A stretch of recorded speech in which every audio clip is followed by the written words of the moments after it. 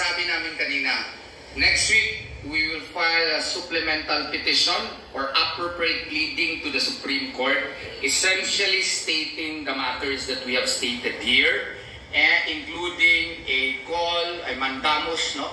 Pareho na i-implement yung Section 31 nga, na mag-conduct ng manual counting, no? I-order yung Commission on Elections to perform its duty under the 1987 Constitution. Kasi nasa batas eh. Hindi po pwede na nasa batas, hindi mo i-implementa. Ang sasabihin nila, since 2010, hindi naman tayo nag-manual counting eh. Nasabi ko na rin, Article 7 of the Civil Code provides that laws are only amended by subsequent laws. And its non-use, non-practice is not an excuse for its non-implementation. Even if there is a custom to the contrary, even if there is a practice to the contrary, it is still the mandate of the COMELEC to implement what should be implemented. And since Section 31 mandates that there should be manual counting, dapat ginawa po nila yun. Correct. Okay. Yeah. Sige po. If I may respectfully add, more than what we can do now, I would like to reiterate my earlier call, yung mga natulungan ng malaking bahagi ni Pangulong Duterte sa kanyang pag-endorso, ganun din, ni Vice President Inday Sara Duterte, we should need a whole-of-nation approach in really overhauling our election system. At nandyan naman sila sa Senado, at nandyan sila sa Kongreso, at magbabantay naman ang sambayan ng Pilipino on how they will respond dito sa napakalawak na irregularities at anomalya na nasaksihan nating lahat ngayong 2025 midterm election. Kanya, more than the pending case or petition before the Supreme Court, importante yung mga natulungan ng malaking bahagi ng endorsement ni Pangulong Duterte at ni Vice President Inday Sara Duterte. It's time for them to rise to the occasion at talagang suriin ano ba yung kinakailangan gawin in preparation for the Malaysian stock market. Kailangan talagang imbestigahan at kasuhan si George Garcia. The presidential election in 2028, so that we have to really start early para hindi na tayo babalik doon sa vicious cycle na kinulang sa oras, kinulang sa panahon. Let's begin early. Ngayong pagbubukas ng 20th Congress, yung mga senador natin at yung mga kongresista, again, na natulungan ng malaking bahagi ng pag-endorso ni Pangulong Duterte at ni Vice President Inday Sara Duterte, dapat ang mag-champion ng mga panukala na bumalik na tayo, reinforce the existing laws, and really overhaul the electoral system that we're experiencing now, at bumalik tayo sa manual count at the precinct level, at ang automated na lamang ay yung transmission ng resulta mula sa precinct level papunta sa National Board of Canvassers and the COMELEC authorized servers. Nang sa ganon, matuldukan na natin itong ilang dekada at wag sanang maging henerasyon na problema paulit-ulit tuwing eleksyong matatapos. We are always questioning and in doubt as to the integrity and the credibility, the accuracy of the election that the election conducted. Okay. Correct. Bawat election may mga dayaan. Attorney Rodriguez have said about possible legal remedies that would be available in the event na talagang hindi pakikinggan ng COMELEC ito. Kasi sasabihin nila, ano na yan, we are now sitting as a National Board of Canvassers, so all we have to do is just ministerially count itong mga certificate of canvas coming from different provinces and cities all over the country, at saka yung mga different election posts abroad and yung mga districts dito sa Metro Manila. Totoo naman yun, tama yun, no? In the same manner, sabi ni Attorney Torrio that we are going to file whatever supplemental pleadings with the pending petition we already filed before the Supreme Court, which is also correct. And then Attorney Vic mentioned about the legislative remedies that may be introduced by our allies Senate who have been supported by President Duterte and Vice President Sara. But I think there is one other legal remedy that we can explore pursuant to the provision of the Constitution on the right of information on matters of public concern. Because we have the right to know the actual event or the actual information of what transpired in those overvotes. So we are thinking of filing a petition before the COMELEC, not as a National Board of Canvasser, but as a commission. We have to do that kasi meron tayong tinatawag po na exhaustion of administrative remedies. Hindi kami pwedeng dumiretso agad sa Supreme Court. We cannot also file that in the Senate Electoral Tribunal because we are not filing an election protest. What we can do is file the corresponding petition, which we are going to study very carefully the rules of the COMELEC. Petition for the COMELEC to count these overvotes of 16.8 million. For sure. The COMELEC will deny probably our petition. Yeah. But our petition will now have the basis to file the necessary petition up to the Supreme Court on a petition for certiorari under Rule 65 of the Rules of Court, which is a special civil action. Dahil hindi naman po ito magiging forum shopping because this will be a new petition, it is a new cause of action, different from the same petition that we earlier filed before the Supreme Court. So we are thinking of that. We are anchoring our cause of action on the right of information of the people on matters of public concern pursuant to the Bill of Rights of the Constitution. So pwede po namin gawin yon, specifically targeted only on the 16.8 million overvotes. Kasi talaga hindi ako naniniwala na ganun karami yung overvotes na yan. Kung ang overvotes siguro ay nasa mga 2 million lang, I can say na talaga siguro nagkamali yung 2 million. Pero 16.8 million, ganun karami ang Pilipino na hindi marunong bumoto. Exactly. Samantalang ginagawa na natin to every 3 years. For the past how many elections already? 16.8 million overvotes. It's probable that 16.8 million Filipinos dahil hindi nila alam ng tamang pagboto sa halalan. So ito yung mga pwede po natin gawin. Exactly. Na sa legal remedy. This is okay. Kasuhan niyo si Bicrod o si George Garcia kapag ayaw niyang sumunod sa panawagan ninyo sa petisyon ninyo. Kasuhan niyo si George Garcia. Many brains not working together. Another legal remedy, which may be offensive, and I hope that the winning senators and the incumbent senators will not be offended, is to request for a Senate investigation in aid of legislation. Now, I think this was proposed a while ago.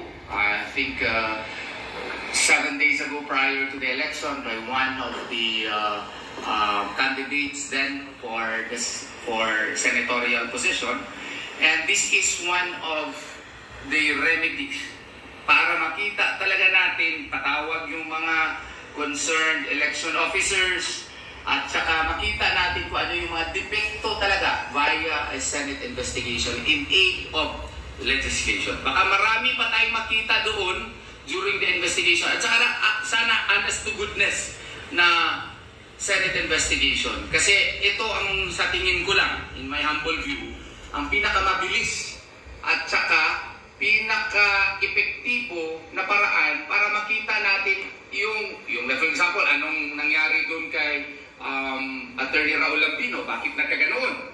Na yung kanyang boto hindi na-reflect. May problema ba talaga sa sistema ng Miro yun? O, anong nangyari doon sa online voting? Bakit pag boto nila, iba ang lumalabas sa, sa resibo? Kailangan may mga sagot ito. At ang pinakamabilis na sa tingin ko na magkaroon tayo ng sagot dito ay yung Senate investigation. Sana po sa mga senador na iproklama siguro bukas at saka sa mga senador na ngayon ay meron pong hakbang na gawain ito sa pinakamadaling panahon po. Correct. Maaari may magbansag sa amin na sore loser. That is part of the game. No? Pero we do not want to provide them any basis for such an accusation. Yun lang po. They can call us anything. Karapatan nila yan eh. We, as far as last check, we are still in a democracy which guarantees free speech. So, bansagan nila kami. Pero at least, on record, inuulit-ulit po namin. Ang sore loser po means naghahanap pa rin ng posisyon, naghahabol. Hindi po. Ang sore loser, ibig sabihin po, may pinatatanggal. Hindi rin po kami nagpapatanggal ng kahit sinong nanalo. Kami po, prospective na nga ang hinahanap namin eh. The prospective application. No? Na, simulan nyo na yung pagpipilang. Exactly. Nakalagay naman sa batas. Yeah. Bilangin nyo na po yung balota, trabaho po ninyo yan.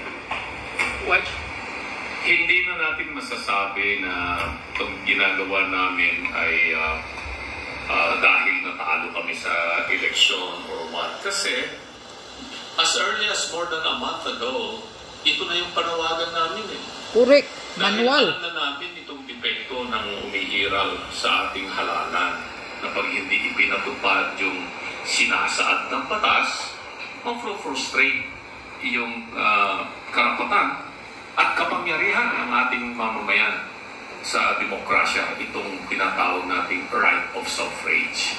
So, sa dami-dami po ng nananawagan sa amin, mananahimik na lang pa kami at i-ignore namin, babaliwalain na lamang pa namin itong panawagan ng milyong-milyong mga supporters at nagsakripisyo sa amin.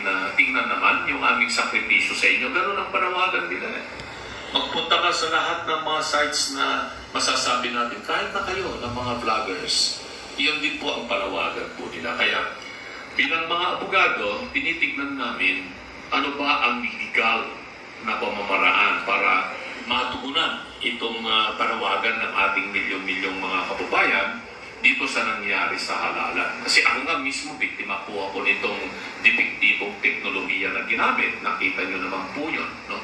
Kaya bilang isang may konting kaalaman sa batas, no? Hindi namin na sinasabi, walang nag-claim sa amin dito. Kaya kung nag-claim kami ng posisyon, election protest yung aming isasampa. Pero hindi po kami sasampa ng election protest. Hindi naman kami humihingi ng suspension of the proclamation of winners na gagawin po yan ng COMELEC bukas. Pagkatapos po nilang makanvas, ewan ko kung habunin pa nila yung 100% na canvas. Pero if they have already canvassed so many certificates, pwede sila mag-proclaim pag makikita naman na hindi na mamimiligro. Okay, yan lang ang ipapakita ko sa inyo. So, yan. George Garcia, sagutin mo yung mga panawagan nila ngayon dahil gagawa na sila ng legal action. Mga lawyers, pag hindi kayo pinapakinggan ni George Garcia, ayon kay Attorney Glenn Chong, magsasampa siya ng impeachment, diba? Sinasabi ni Attorney Glenn Chong yan, na pagkatapos ng eleksyon, sasampahan niya ng impeachment si George Garcia dahil sa mga anomaliyang mga discrepancy nangyayari sa eleksyon na to. Na marami ang dayaan na nangyayaring mga hukus-pukus kung saan-saan. Tingnan mo, ito kay Raul Lambino pala, mga taong bayan. Pagboto niya, na zero yung ano niya, hindi tama yung nasa ang binoto niya na lumabas sa resibo niya. Wala doon yung mga binoboto niya. Ano yan? Manipulado kasi ninyo, George Garcia, ang makina. Kung anong ginagalaw ninyo sa makina na para dagdag bawas ang mga boto, ayan tuloy. Nagkatuwad baliskad, nagkaano-ano na sa loob ng makina, nagkagulo. Na hanggang sa mga bumuboto na tao, ang resibo nila, wala nang lumalabas, ibang tao, ibang kandidato na ang lumalabas, hindi yung mga binuboto nila. Kaya ganon. Kaya ikaw, George Garcia, wag mong sasabihin, na kung mag-manual recount, ay kailangan pang gumawa ng batas. Hoy, gunggong! Attorney ka naman pala. Hindi mo ba alam na nasa batas na yan? According kay Attorney Torion, Nasa batas na yan. Hindi mo lang ginagawa. Nasa batas na yan. Nilabag mo nga ang batas eh. Gumagawa ka nga ng sarili mong online voting resolution sa mga OFW na wala sa batas yan eh. Ngayon, ang isasagot mo sa amin sa demand namin ng manual recount, sasagutin mo kaming batas? Ikaw ang hindi sumusunod sa batas. George Garcia, marami kang nilalabag na batas. Nasa batas na dapat ang gagawin sa bawat eleksyon ay manual counting. Pero anong ginagawa ninyo? Nagsasayang pa kayo ng pira naming mga taxpayer na 40 billion ang binayad sa putang inang mero na machine na yan na mga palyado naman. Ganito ang nangyayari. Whereas kung sinunod mo ang batas, George Garcia, manual counting ang ginagawa mo, hindi na magwawaldas ang Pilipinas na pira ng mga taxpayer na magbayad ng 40 billion sa machine wala namang kwenta. Palyado. Pero iginigiit ninyo, talagang pinipilit ninyo na gusto ninyo lahat machine para madali ninyong maisiksik yung mga gagawin ninyong hokus-pokus. Kaya ngayon, naniniwala na talaga ako kay Attorney Glenn Chong na talagang basta nandyan si George Garcia sa Comelec, wala talagang transparency ang eleksyon ng Pilipinas. O, ano yan, George Garcia? Nagbingi-bingian ka, ano? Nagbingi-bingian ka. Walang hiya ka eh. Buto namin yan.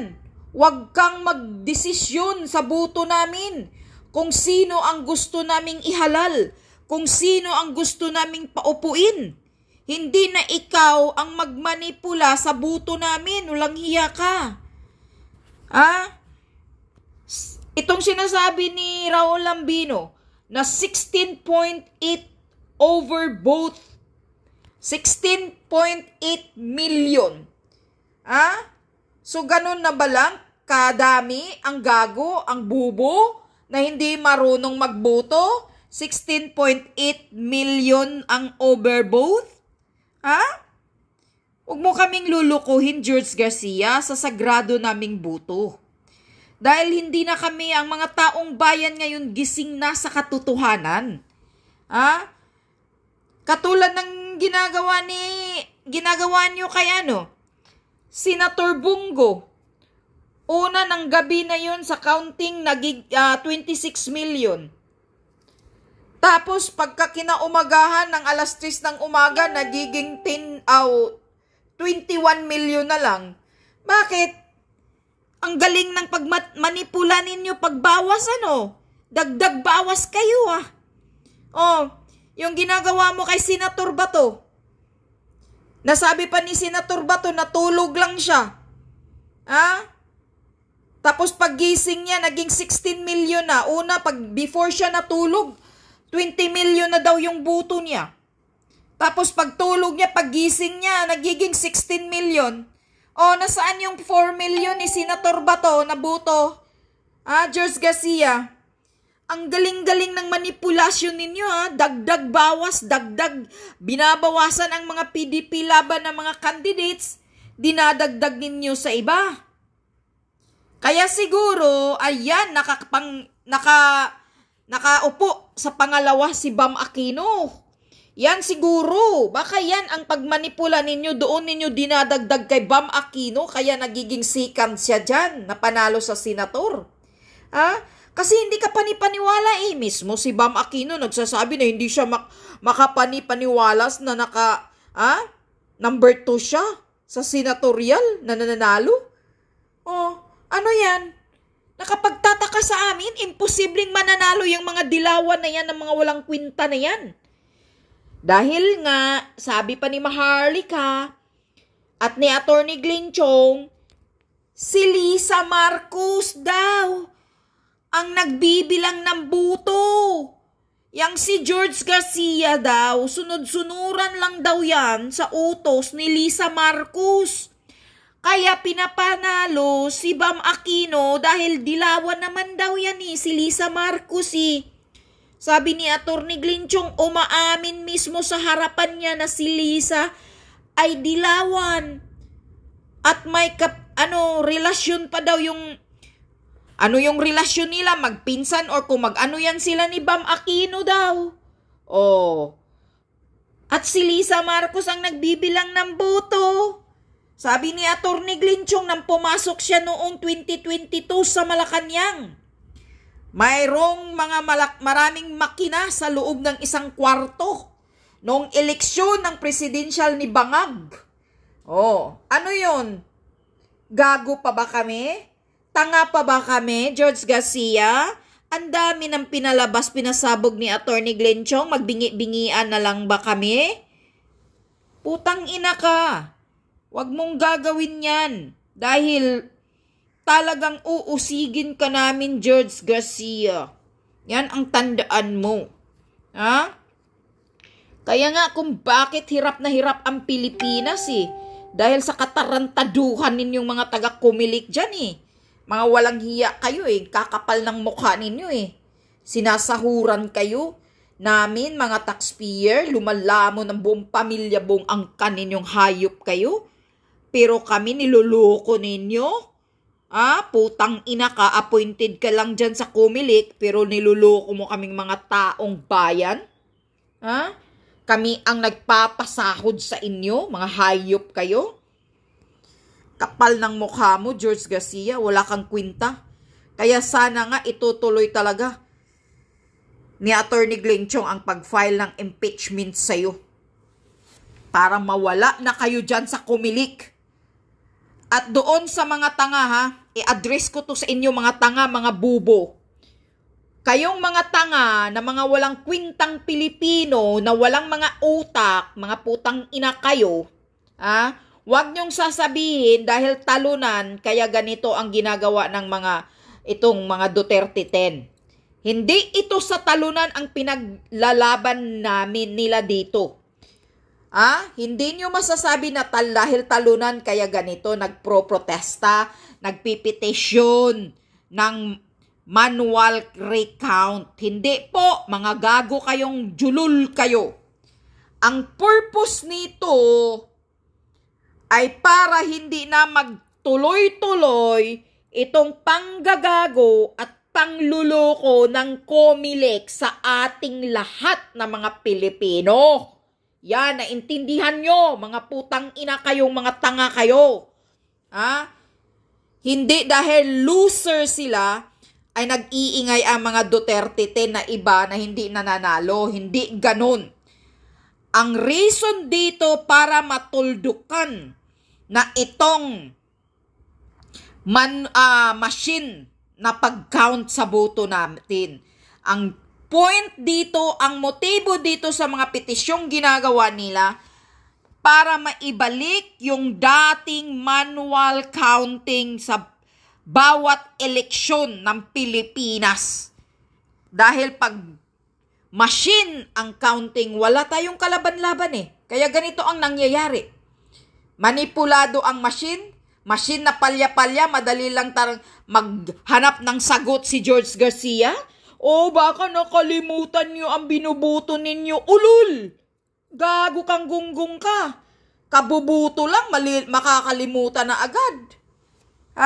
Dahil iba yung lumabas sa resibo, ganyan ang sagot mo. Baka nakalimutan nyo na kung sino yung binoto nyo. Gago ka Ginagawa mong tanga yung bumubuto Kung ganyan kabubo ang utak mo, George Garcia, wag mong isabihin yan sa amin. Dahil ngayon, milyong-milyong Pilipino ang nagpro-protesta na kailangan ibalik ang manual counting sa eleksyon. At kailangang matanggal na kayo dyan na mga kumilik na nagwawalang hiya sa aming mga ordinaryong Pilipino sa boto namin. Hayop kayong lahat. Sana kunin na kayo ng hudas at makalimutan na ninyong huminga, sabi pa nga ni Atty. Glinchong, makalimutan na sana ninyong huminga at magpantay na yung mga tiil ninyo, binti ninyo, mga hayop kayong mandaraya kayo, manluluko sa aming mga Pilipino. Kaya kailangan talaga kayong matanggal at mawala dyan at burahin yung COMELEC na yan. Wala nang COMELEC, manual counting na. Ibalik yung luma, yung dating ginagawa natin noon pa na manual counting para makikita natin kung sino yung nangdaya. Yan yun. At itong ginagawa na petisyon na to, pangalawang purpose nito, para hindi magpatuloy itong COMELEC sa panluloko sa ating mga boto. Yan yon. Naintindihan ninyo, mga gago kayong tanga kayo. Yung nagsasabi dyan na tapos na ang election, move on. Hindi ganun yan, mga ulul. Wala kayong mga kwintang utak, taong Pilipino, kung ganyan ang mga isip ninyo. Porkit tapos na ang eleksyon, dinadaya kayo, ginagago kayo, naggagastos tayo ng pera natin, papayag na lang tayo na ganyan-ganyanin tayo ng mga COMELEC. Ang kapal ng mukha ninyo, no? Kayo talaga ang mga walang kwintang mga Pilipino pag ganyan ang mga isip ninyo. Sana kayo makalimot na rin kayong maghuminga. Mga putang ina ninyong mga tanga kayo, na mga iba yung utak ninyo, na iba agad yung sasabihin ninyo sa mga ginagawa nitong mga lawyers na to, na legal action para matanggal yung machine na naggagastos pa tayo ng 40 billion pang bayad yung putang inang mandarayang machine, manipuladong machine. Gusto nyo ba yan? Mga tanga?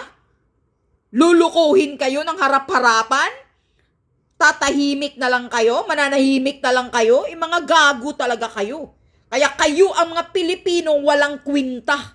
Yung mga tanga na nagsasabing tapos na ang election, move on. Yan ang klase ng mga Pilipino na mga utak palaka. Mga wala kayong kwintang Pilipino ng bansa. Yan ang totoo.